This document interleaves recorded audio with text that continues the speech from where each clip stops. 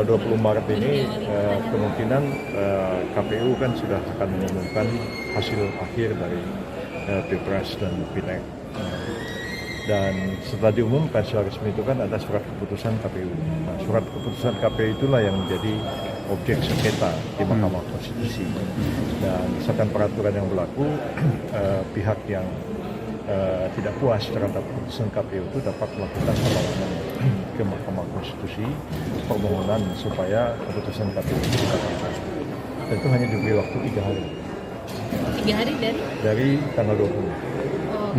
Tanggal 23 itu permohonannya sudah harus masuk.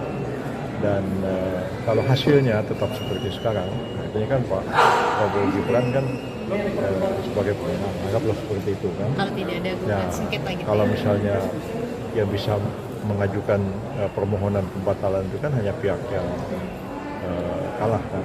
Hal ini adalah Pak Ganjar dan Pak Anies begitu. Nah, kita kan belum tahu apakah mereka satu-satu akan mengajukan permohonan pembatalan sengketa ke MK atau mereka bergabung. Nah, kita tuh belum tahu.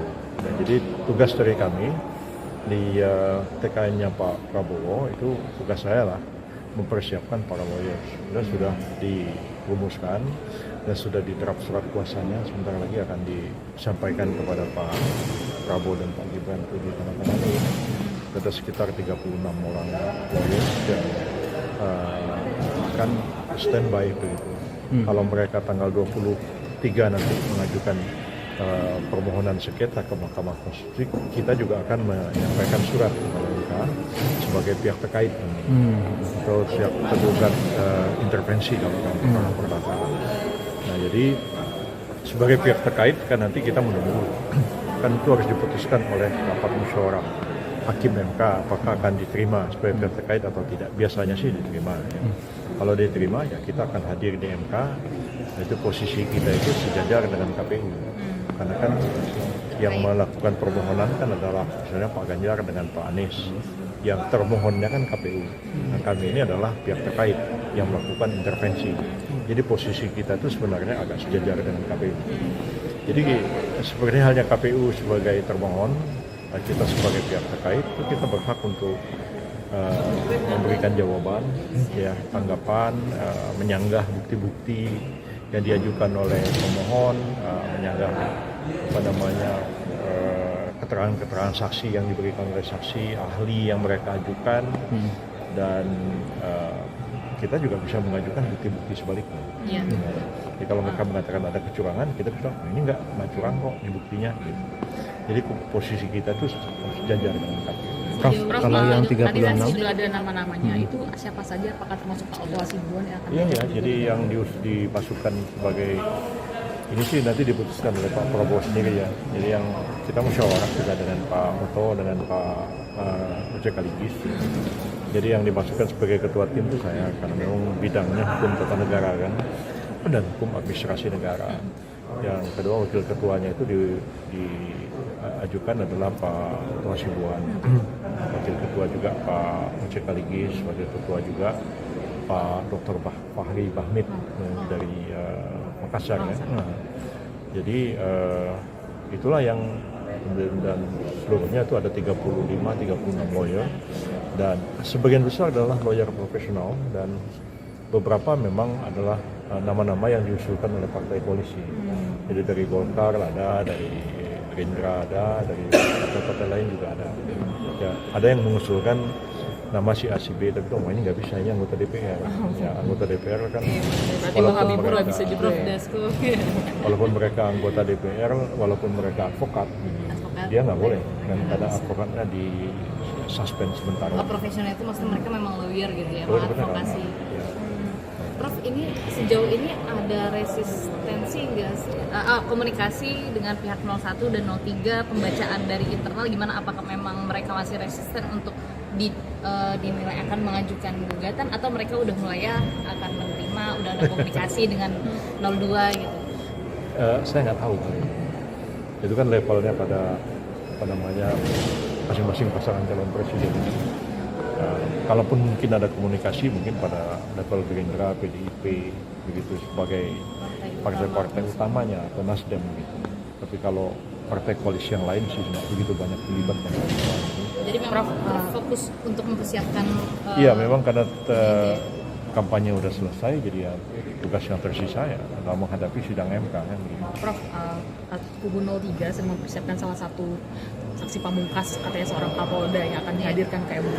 Nah ini katanya Kapolda ini akan bisa mengungkap kecurangan salah satunya dalam mobilisasi aparat untuk memenangkan paslon 02. Ini bagaimana tanggapan dari? Ya, dulu juga pernah dibilang begitu, malah keponakannya Pak Mahfud. Ada seorang pakar IT dari ITV ya, yang menciptakan robot yang bisa membongkar kejahatan IT-nya KPU. Ya, sebenarnya silakan aja datang. Kalau didatangkanlah orang itu ke DPR. Nah, setelah dia menerangkan sesuatu, di tim kita itu juga ada profesor ITB, profesor IT. Dia bilang, ini anak baru tamat S1 kemarin, ya dia nggak ngerti apa-apa entah soal ini. Terus setelah dia menerangkan, kita ditanya sama hakim, ada yang mau ditanya nggak? Saya bilang, enggak ada yang mau ditanya. Ya, akhirnya kita ketawa semua. Juga sempat pada waktu itu Pak Said Didu dihadirkan sebagai ahli, sebagai saksi. Tapi dia punya pendapat sendiri-sendiri. Jadi saya bilang, hakim juga tanya sama saya, apa yang ada yang mau ditanya? Saya bilang, Pak Said Didu ini kan dihadirkan sebagai saksi, bukan sebagai ahli. Tapi dia sebagai saksi dia berpendapat sendiri, menurut pendapat saya begini, pendapat itu. Karena nggak relevan sebagai saksi. Akhirnya kita nggak nanya apapun. Jadi kalau sekiranya ini sidang benar-benar terjadi, ya kita nggak terlalu khawatir. Karena skup ruang lingkup Kapolda kan bisa dibuktikan. Ini kan wilayah Indonesia ini kan terdiri atas 39 provinsi kan.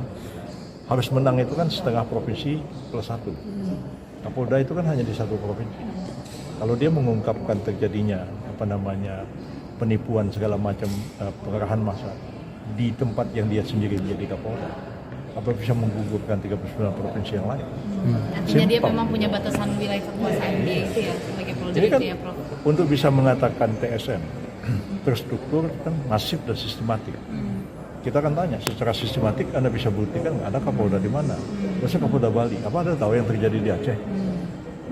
Berarti meskipun itu terbukti, tapi tidak bisa menggugurkan Mungkin terbukti di satu tempat itu aja.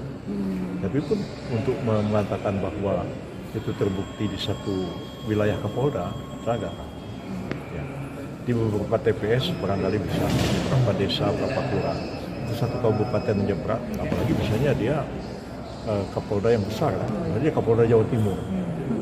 Gimana dia mengungkapkannya itu? Nah, dan bisa jadi berbalik juga kesaksiannya. Kalau saya sih nggak terlalu khawatir dengan hal ini.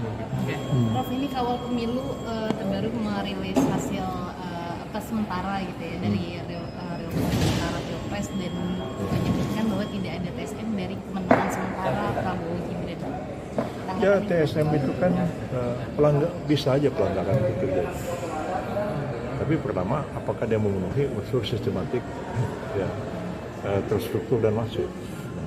Kalau sistematif itu kan ada pengarahan dari atasan, dan kalau ada orang bersaksi dia harus membuktikan bahwa ini terstruktur di setengah lebih provinsi. Kalau dia cuma Kapolda di satu daerah, gimana dia bisa menjadi saksi untuk Kapolda yang lain? Sanksi itu kan harus menerangkan sesuatu apa yang dia dengar, apa yang dia lihat, dan apa yang dia ketahui. Kalau saya dengar Kapolda yang lain cerita sama saya begini terjadi juga, nggak bisa ya, keterangannya pasti akan ditolak. Ya kita sama-sama advokat lah, paham yang ini.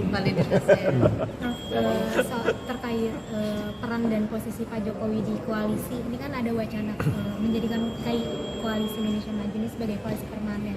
Ini apakah sudah pembicaraannya sudah selesai? Mungkin sih, kalau antar partai sih belum ada. Ada gagasan merangkul. Sebagai partai-partai belum pernah ada pembicaraan. Jadi saya pun belum bisa jawab apa-apa juga, karena belum tahu. Ya, oke. Thank you, Bro.